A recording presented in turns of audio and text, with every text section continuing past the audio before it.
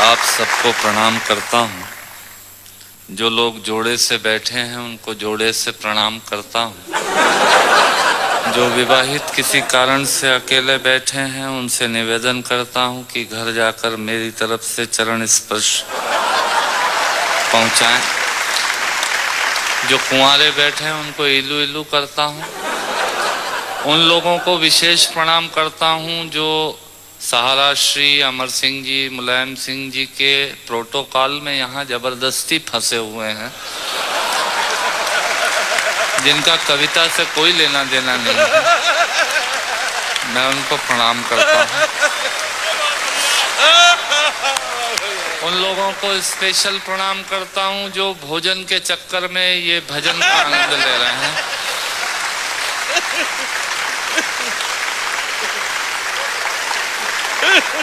हंसना सिर्फ आदमी के नसीब में है।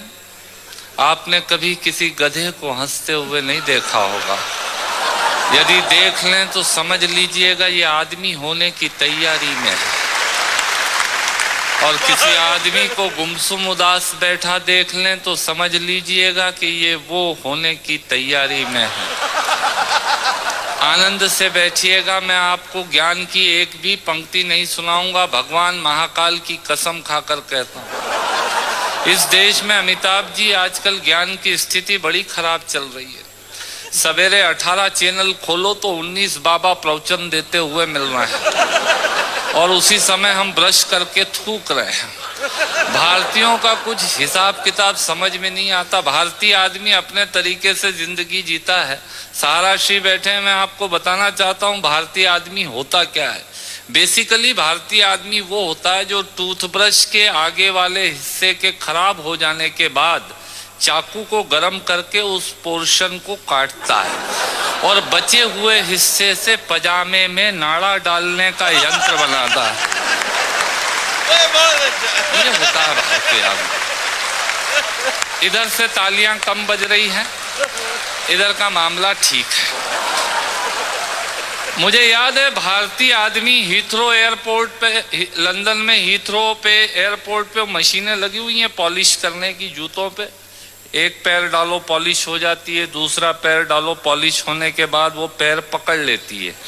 फिर उसमें 50 सेंट्स डालिए तो वो पैर छोड़ती है।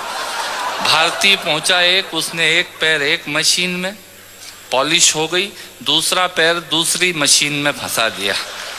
मुलायम सिंह जी, मरण तो उस आदमी का हुआ जो अंग्रेज आया। उसने जैसे ही पहला पैर फंसाया मशीन ने पैर पकड़ लिया। उसकी काउंटिंग में तो 2 हो गए। भारतीय आदमी ये होता है। आखिरी उंगली के नाखून का भी ऑपरेशन नहीं हुआ, वो आपको बाईपास कराने के लिए हॉस्पिटल का सजेशन देने आ जाएंगे। ये होते हैं रायचंद। सुनिएगा, आनंद लीजिएगा और ऑब्जर्वेशन देखिएगा। दांतों से नाखून काटने का, छोटों को जबरदस्ती डांटने का, पैसे वालों को गाली बकने का, मूंगफली के ठेले से मूंगफली चखने का, कुर्सी पे बैठ के कान में पेन डालने का और रोडवेज की बस की सीट में से स्पंज निकालने का मजा ही कुछ और है। मजा ही कुछ और है। एक ही खूंटी पे ढेर सारे कपड़े टांगने का साइकोलॉजी है। एक ही खूंटी पे ढेर सारे कपड़े टांगने का, नए साल पे दुकानदार से कैलेंडर मांगने का, ये एक शौक होता है। क्यों सेठ जी इस बार कैलेंडर वैलेंडर नहीं आए क्या? मैंने कहा तेरे घर में जगह तो है नहीं टांगने की, क्या भाभी की चोटी पे टांगेगा कैलेंडर? पर आदमी मांगता जरूर है फोकट की डायरी और कैलेंडर मांगने का। एक ही खूंटी पे ढेर सारे कपड़े टांगने का, नए साल पे दुकानदार से कैलेंडर मांगने का, चलती रेल में चढ़ने का, दूसरों की चिट्ठियां पढ़ने का, मांगे हुए स्कूटर को तेज भगाने का और खुद को नींद नहीं आने पे पत्नी को जबरदस्ती जगाने का मजा ही कुछ और है। मजा ही कुछ और है। चोरी से फल फूल तोड़ने का, खराब ट्यूबलाइट और मटकों को फोड़ने का, पड़ोसन को घूर घूर के देखने का। भैया ऐसे खुश हो रहे हैं जैसे उनका चरित्र चित्रण हो रहा है। चोरी से फल फूल तोड़ने का, खराब ट्यूबलाइट और मटकों को फोड़ने का, पड़ोसन को घूर घूर के देखने का, अपना कचरा दूसरे के सामने फेंकने का, बाथरूम में बेसुरा गाने का और थूक से टिकट चिपकाने का मजा ही कुछ और है, मजा ही कुछ और है। ऑफिस में लेट आने का, फाइल को जबरदस्ती दबाने का, चाट वाले से फोकट की चटनी डलवाने का। भैया थोड़ी चटनी देना। ऑफिस में लेट आने का, फाइल को जबरदस्ती दबाने का, चाट वाले से फोकट की चटनी डलवाने का, बारात में प्रेस किए हुए कपड़ों पे फिर से प्रेस करवाने का, ससुराल में साले से पान मंगाने का और साली की पीठ पे धोल जमाने का। मजा ही कुछ और है, मजा ही कुछ और है। ब्याज के माल से मलाई खाने का, थर्ड क्लास ससुराल को फर्स्ट क्लास बताने का। ससुराल किसी की बुरी नहीं होती और साला तो विवेकानंद जी से कम बुद्धिमान किसी का होता ही नहीं है। और ब्याज के माल से मलाई खाने का, थर्ड क्लास ससुराल को फर्स्ट क्लास बताने का, पंगत में बैठ के एक ही सब्जी के लिए दो दोने लगाने का, आरती में सबसे ज्यादा फटा हुआ नोट चढ़ाने का, दूसरे के टेलीफोन से चिपकने का, गुटके और पान इधर उधर पिचकने का, कमजोर से बेमतलब लड़ने का और पत्नी को रोज रोज परेशान करने का। मजा ही कुछ और है। मित्रों, श्रोताओं को भी कविता सुनाने का मजा ही कुछ और होता है, पर मन मेरा उस वक्त रोता है जब मजे के लिए शब्द अपने अर्थ खो जाते हैं और कुछ श्रोता तो बैठे बैठे ही सो जाते हैं, और कुछ श्रोता तो बैठे बैठे ही सो जाते हैं। यदि आप जीवित और जागृत हैं तो प्रमाण बताइए। कविता खत्म करता हूँ, तालियां बजाइए। ये मैंने एक प्रयोग की कविता सुनाई। मैंने पिता पर कुछ पंक्तियां लिखी। अमिताभ जी, ये हरिवंश राय बच्चन जी की स्मृति में कार्यक्रम है, इसलिए मैं कुछ पंक्तियां पिता पर पढ़ना चाहता हूं, सुनिएगा। माँ पर और पिता पर कुछ पंक्तियां आपके बीच निवेदित करता हूं। आप यहाँ जितने लोग बैठे हैं, मुझे नहीं मालूम कि किनकी माँ जीवित हैं और किन्होंने माँ को खो दिया, पर मेरा व्यक्तिगत मत ये है कि जिनकी माँ जीवित हैं, जिनके पिता जीवित हैं, वो दुनिया के सबसे संपन्न लोग हैं, वो दुनिया के सबसे अमीर लोग हैं, वो दुनिया के सबसे धनाढ्य लोग हैं। एक मिनट के लिए बचपन में लौटिएगा, याद कीजिएगा जब हम बहुत छोटे थे, माँ की गोद में थे, माँ का स्तनपान करते थे, तब माँ का एक स्तन मुंह में लेकर हमने उस माँ को दूसरे स्तन पर अपने छोटे छोटे पैरों से न जाने कितनी बार मारा, पर उस माँ ने हमें दूध पिलाना बंद नहीं किया। मित्रों, लात खाकर भोजन देने की शक्ति उस परमपिता परमेश्वर ने दुनिया में यदि किसी को दी है, वो सिर्फ माँ को दी है। माँ के अलावा ताकत किसी के पास नहीं है। मैं उस माँ की वंदना में कविता पढ़ता हूँ। याद कीजिएगा उन दिनों में जब हम चौके में, रसोई में बैठकर खाना खाया करते थे और माँ खाना बनाती थी। उस वक्त थाली पर बैठकर हमने जब भी इधर उधर देखा, वो माँ समझ गई और उसने नमक का डब्बा हमारी तरफ सरका दिया। हमारे बिना बोले को समझने वाली वो माँ, जब हम उसे खो देते हैं, वो माँ हमें बहुत याद आती है। वो माँ जो हमारे परीक्षा देते जाते वक्त दही की कटोरी लेकर शगुन बनकर आकर खड़ी हो जाती थी, उसे हम खो देते हैं। वो माँ हमें बहुत याद आती है। रमेश सोज की 4 पंक्तियां माननीय नेताजी यहाँ बैठे हैं, मैं पढ़ता हूँ। मुझे अच्छी लगती है कि बहुत रोते हैं लेकिन दामन हमारा नम नहीं होता, इन आँखों के बरसने का कोई मौसम नहीं होता, मैं अपने दुश्मनों के बीच भी महफूज रहता हूँ, मेरी माँ की दुआओं का खजाना करना। स्वामीनाथ पांडे की 3 पंक्तियां सुनाता हूँ। स्वामीनाथ पांडे ने 3 पंक्तियों का उपन्यास लिखा। अमिताभ जी बैठे हैं, जया जी बैठी हैं। 3 पंक्तियों में पूरा उपन्यास लिख दिया। उसने लिखा, एक विधवा माँ थी, उसके 2 बेटे थे। एक बेटा नीचे वाले माले पर रहता था, दूसरा बेटा ऊपर वाले माले पर रहता था। विधवा माँ 15 दिन एक बेटे के यहाँ खाना खाती थी, विधवा माँ 15 दिन दूसरे बेटे के यहाँ खाना खाती थी। पर ये उस विधवा माँ का दुर्भाग्य था कि साल में जो महीने 31 दिनों के होते थे, उस एक दिन उस विधवा माँ को उपवास रखना पड़ता था। 9 महीने पेट में रखने वाली माँ जब एक जवान बेटे को एक दिन भारी लगने लगी, तब इस नालायक हास्य व्यंग के कवि ने कुछ पंक्तियां माँ के लिए लिखी। सुनिएगा, यात्रा कीजिएगा मेरे साथ। माँ संवेदना है, भावना है, एहसास है, माँ माँ माँ संवेदना है, भावना है, एहसास है। माँ माँ जीवन के फूलों में खुशबू का वास है। माँ माँ रोते हुए बच्चे का खुशनुमा पलना है। माँ माँ मरुथल में नदी या मीठा सा झरना है। माँ माँ मरुथल में नदी या मीठा सा झरना है। माँ माँ लोरी है, गीत है, प्यारी सी थाप है। माँ माँ पूजा की थाली है, मंत्रों का जाप है।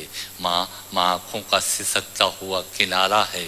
माँ माँ गालों पर पप्पी है, ममता की धारा है। माँ माँ झुलसते दिनों में कोयल की बोली है। माँ माँ मेहंदी है, कुमकुम है, सिंदूर है, रोली है।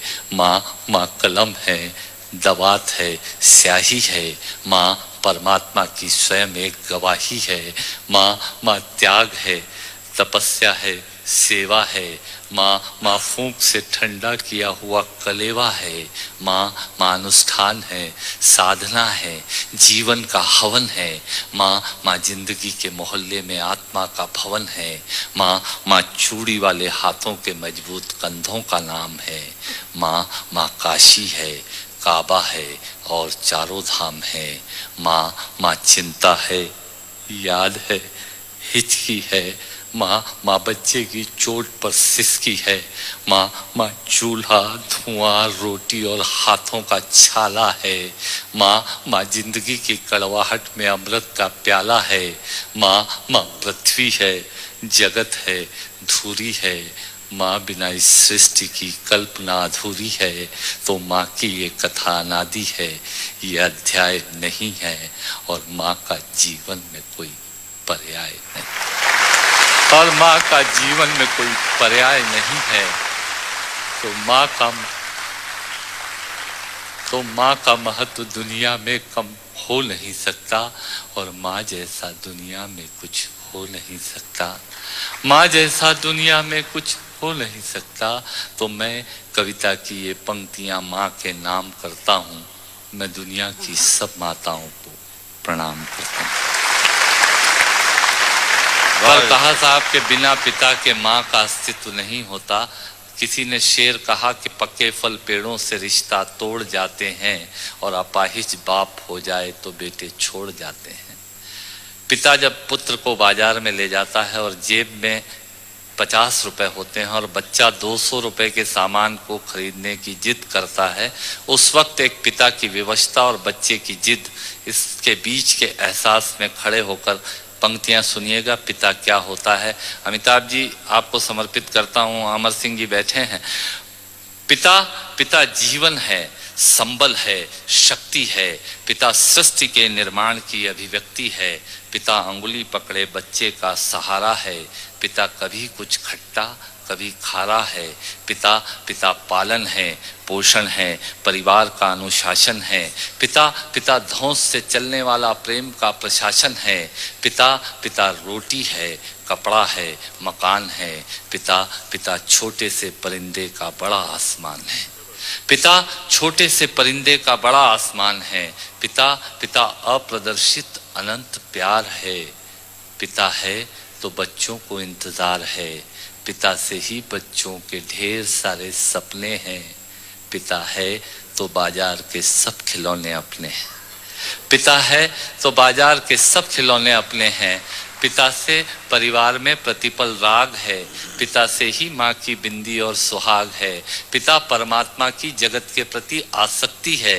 पिता गृहस्थ आश्रम में उच्च स्थिति की भक्ति है। पिता अपनी इच्छाओं का हनन और परिवार की पूर्ति है। पिता पिता रक्त में दिए हुए संस्कारों की मूर्ति है। पिता पिता एक जीवन को जीवन का दान है। पिता पिता दुनिया दिखाने का एहसान है। पिता पिता सुरक्षा है अगर सिर पर हाथ है। पिता नहीं तो बचपन अनाथ है। पिता नहीं तो बचपन अनाथ है। पिता नहीं तो बचपन अनाथ है। तो पिता से बड़ा तुम अपना नाम करो। पिता का अपमान नहीं, उन पर अभिमान करो, क्योंकि माँ बाप की कमी को कोई पाट नहीं सकता और ईश्वर भी इनके आशीषों को काट नहीं सकता। और ईश्वर भी इनके आशीषों को काट नहीं सकता। विश्व में किसी भी देवता का स्थान दूजा है, माँ बाप की सेवा ही सबसे बड़ी पूजा है। विश्व में किसी भी तीर्थ की यात्राएं व्यर्थ हैं, यदि बेटे के होते माँ बाप असमर्थ हैं। यदि बेटे के होते माँ बाप असमर्थ हैं, वो खुश नसीब हैं माँ बाप जिनके साथ होते हैं, क्योंकि माँ बाप के आशीषों के हाथ हजारों हाथ होते हैं।